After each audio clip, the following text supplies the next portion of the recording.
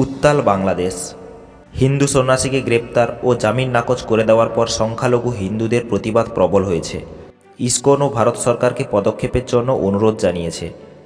এই পরিস্থিতিতে কড়া বিবৃতি দিয়েছে ভারত।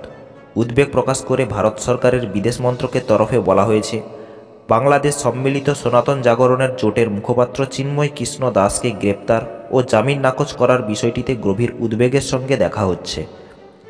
বাংলাদেশে চরমপন্থী গোষ্ঠীর দ্বারা হিন্দু ও অন্যান্য সংখ্যালঘুদের উপর একাধিক হামলার ঘটনা ঘটেছে। সংখ্যালঘুদের বাড়িঘর এবং ব্যবসায়ী প্রতিষ্ঠানে অগ্নিসংযোগ, লুটপাটের পাশাপাশি চুরি, ভাঙচুর, দেবতা মন্দির ভাঙচুর করার একাধিক ঘটনা ঘটেছে। ভারতের বিবৃতি পেশের পর পাল্টা প্রতিক্রিয়া দিয়েছে বাংলাদেশ।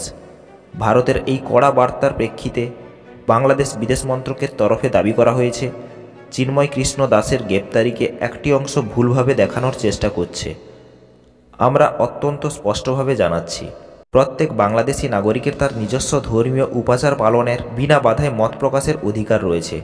প্রত্যেক নাগরিক, বিশেষ করে ধর্মীয় সংখ্যালঘুদের নিরাপত্তা নিশ্চিত করা বাংলাদেশ সরকারের দায়িত্ব।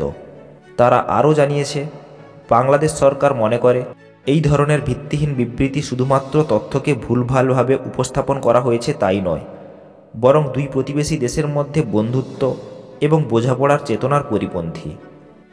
মঙ্গলবার চিন্ময় কৃষ্ণ দাসকে চট্টগ্রাম আদালতে তোলা হলে তাকে জেল হেফাজতের নির্দেশ দিয়েছেন বিচারক। প্রতিবাদে তিনি আদালত থেকে বেরানোর পর প্রিজন ভ্যানকে আটকে বিক্ষোভ দেখান ভক্তরা। প্রিজন ভ্যানের ভিতর থেকেই শান্তি বজায় রাখার বার্তা দেন ধৃত সন্ন্যাসী।